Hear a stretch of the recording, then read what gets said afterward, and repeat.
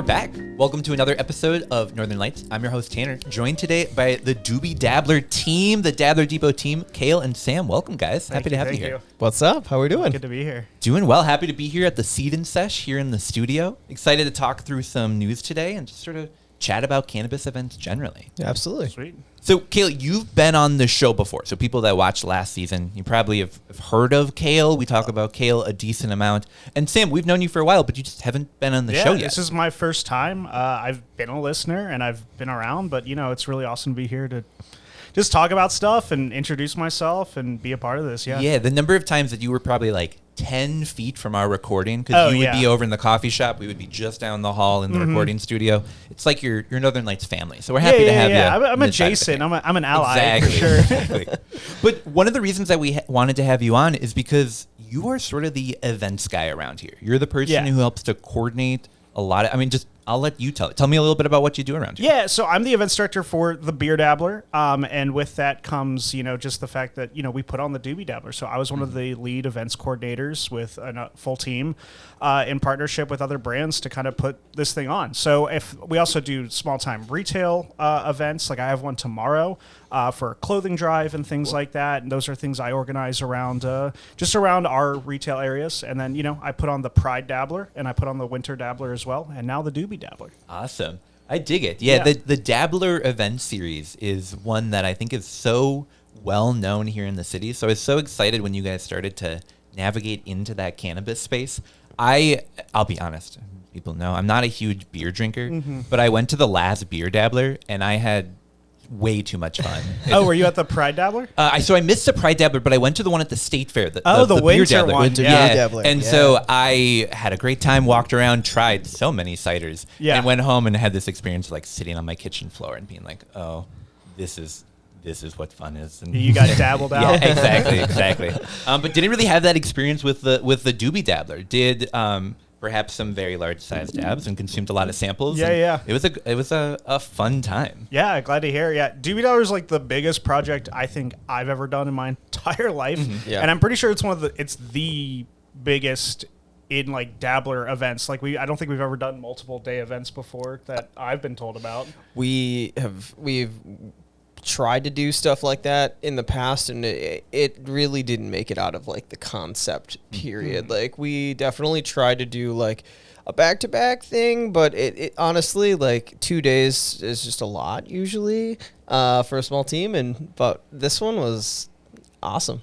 Yeah, this one, it was a cannabis festival, and it's the first one that our company has done, but it had our Dabbler flair added onto it. Dabbler is well known for having super weird things going on with it. The wackier, the better, a kind of like freak show, so to speak, going on. So yeah, we were happy to have cannabis as the focal point and then kind of zhuzh it up with the kind of Dabbler aesthetic that we're known for. I love that. And I love the freak show way of describing it, because you were like walking by wrestling, and then all of a sudden you're like, oh, there's motocross over here. I saw Clem cooking up some edibles, and then a burlesque show on the same stage like an hour later. And it's really such a like unique doesn't begin to describe it. It's Dabbler only. Like it's only something, an event that you guys could throw on. Yeah, it's funny in the event planning process, like someone will go, oh, like let's have burlesque dancers. And the kind of conversation is just, oh yeah, well, why not?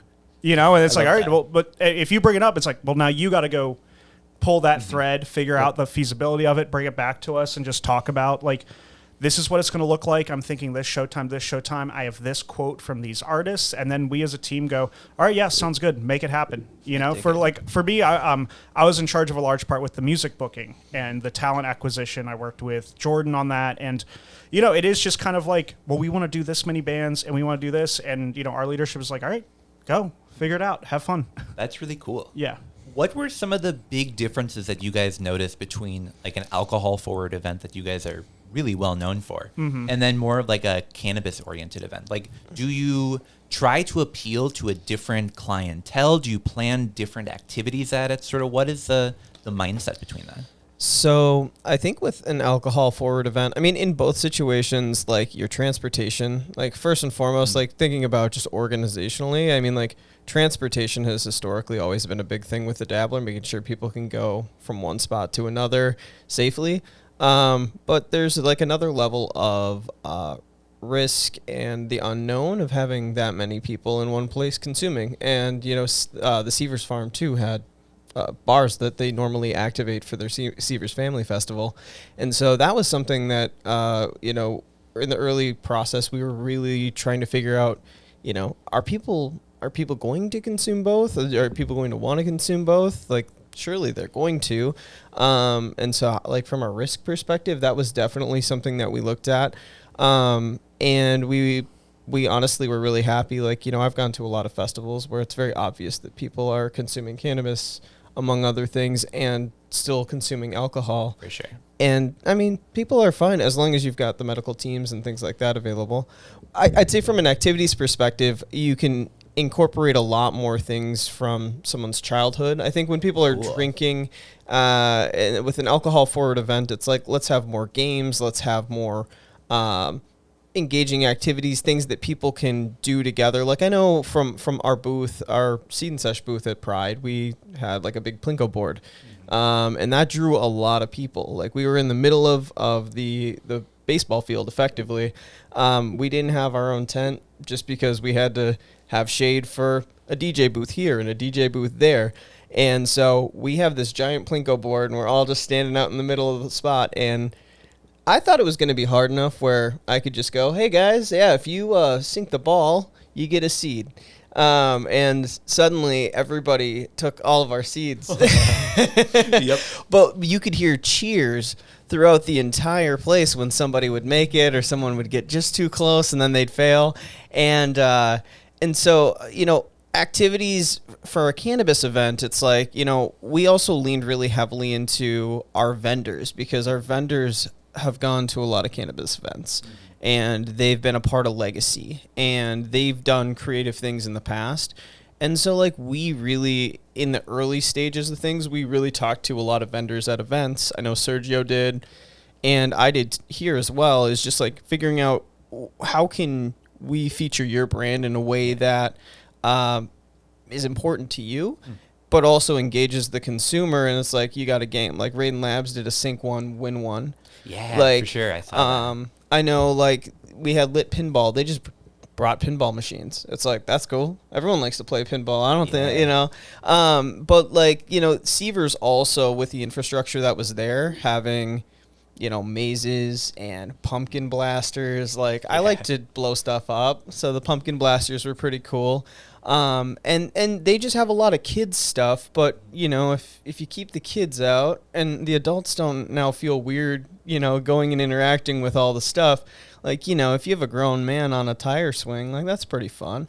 Yeah. So, and so I think, you know, there's always it always intertwines, you know, between both sides of the events. It's just awesome that, you know, we can't do things that we can do at Seavers at the state fairgrounds or, you know, in a public park in Minneapolis. So that allowed us to get a little more creative with, you know, how we, you know, move forward with events and move forward with activities and, you know, what's possible with next year. So I dig it, man. Yeah, I've long been an advocate that the Minnesota cannabis culture is unique in of itself, that there's like this Midwest culture that's being developed, but that here in Minnesota, we really have this long history of using cannabis for many things, and our culture has been built around it, even if a little bit more subtly.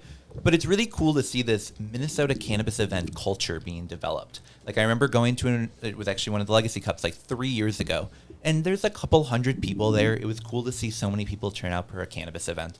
But now, like, standing at the Doobie Dabbler and like looking around and being like, wow, there are more people in my eyesight right now than there were at probably like the first 3 or 4 Legacy Cups combined. Like, we're getting to the point where these events are getting massive and the culture around them is really starting to develop. And it's cool. Thank you guys for being part of that and really defining what does it mean to have fun in public around cannabis in Minnesota. I had a great time. Yeah. I mean, honestly, shout out to the Seavers team for allowing us to party at their place. Yeah. Like, honestly, we couldn't, you know, everybody, the thing about throwing a party is you got to have a space that's conducive to it. And then you got to have, you know, municipalities and stuff that are also cool with it. So, you know, being able to party at Seavers Farm was, you know, kind of a dream come true for us. 'Cause it's like, we can throw we could throw a block party or something like that, and it would be really fun.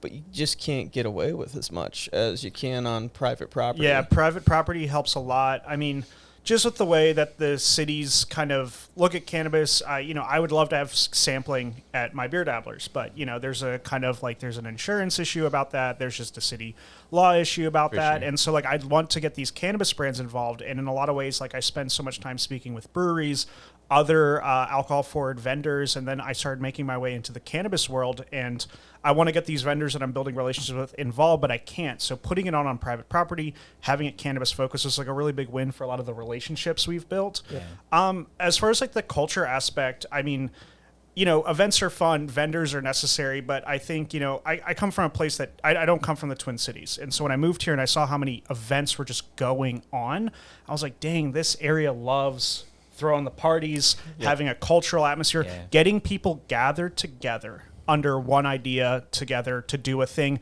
Events are changing in a lot of ways that it just can't be vendors anymore.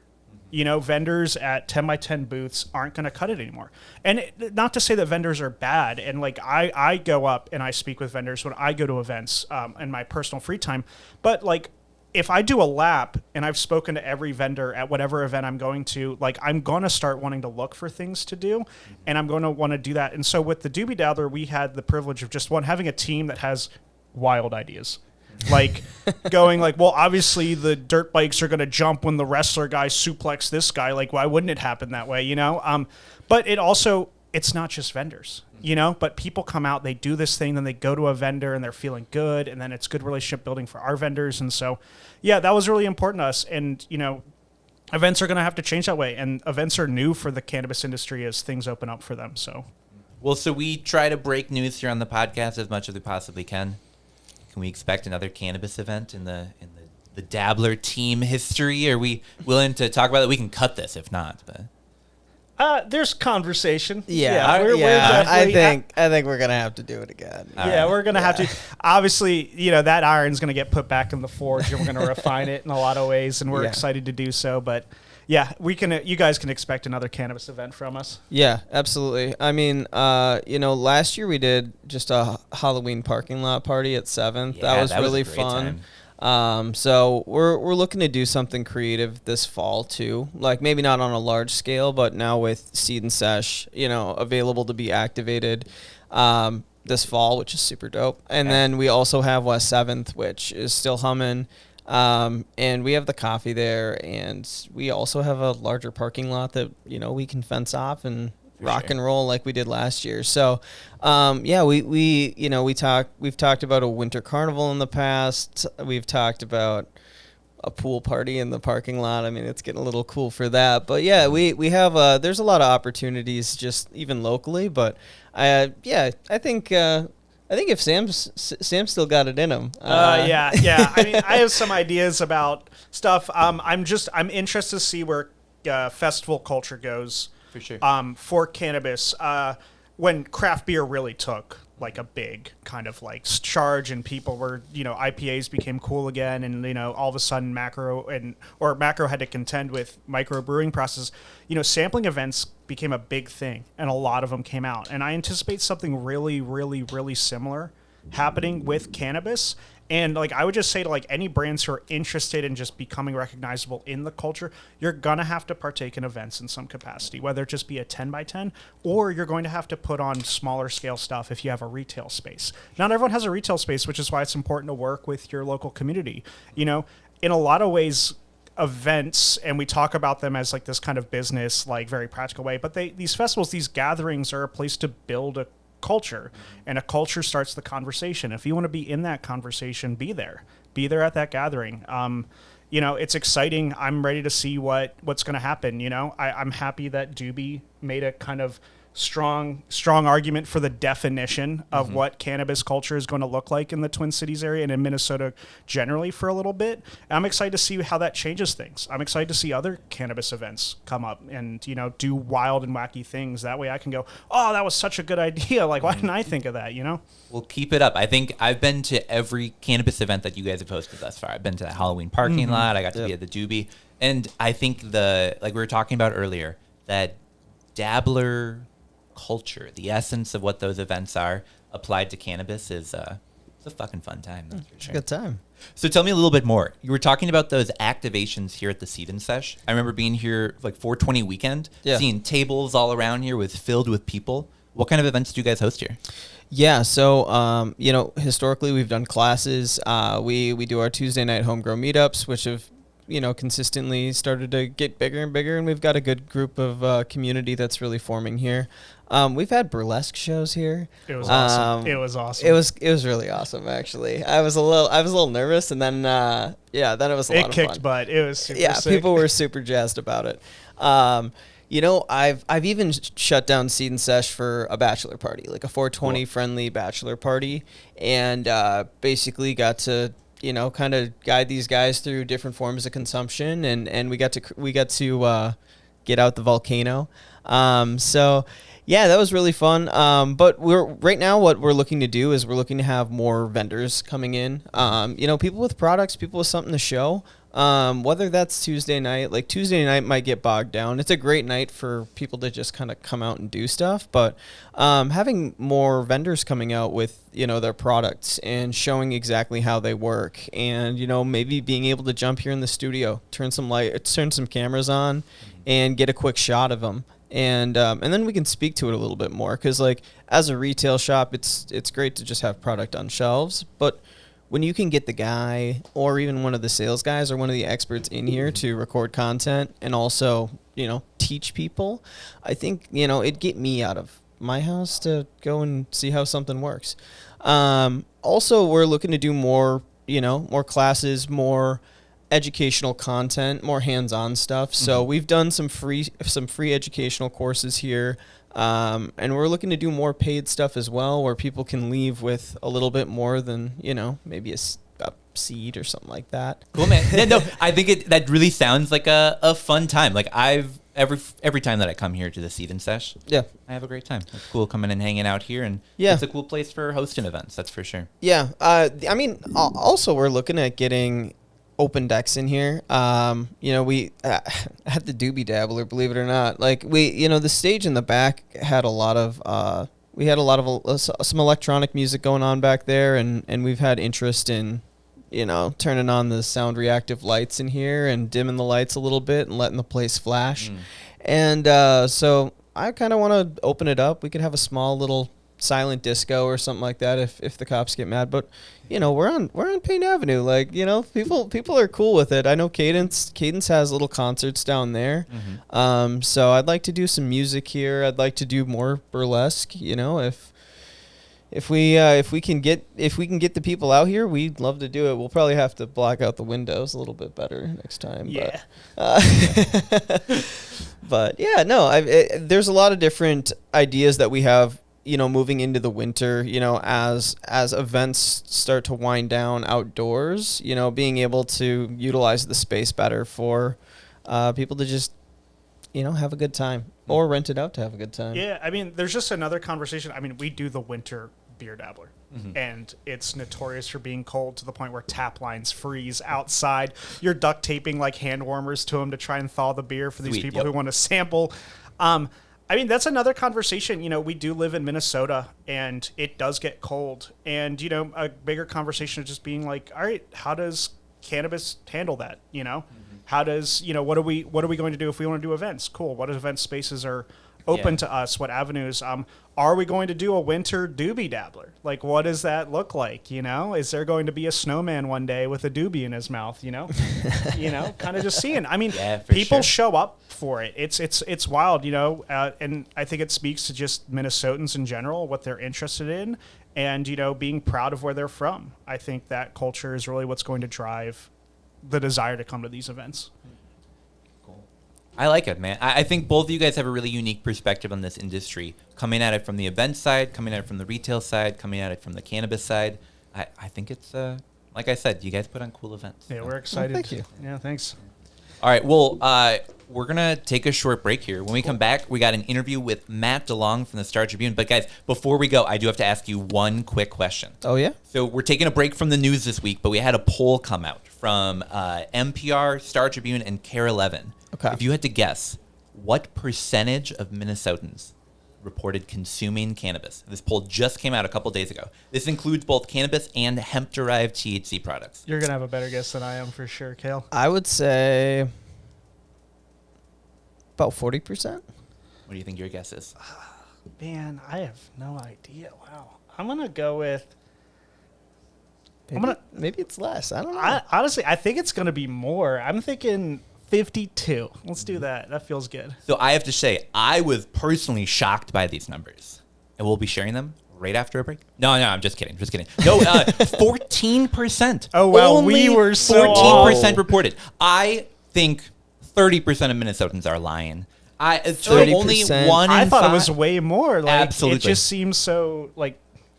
I guess I can understand that. I think it's probably real numbers were probably closer to 20, but I think even higher. But Wow, we'll be breaking down the rest of those results, looking at the difference between party and age and whereabout in Minnesota, because some of those numbers might surprise you. So tune in next week. But for now, we're going to cut to that interview with Matt DeLong. So we'll be right back.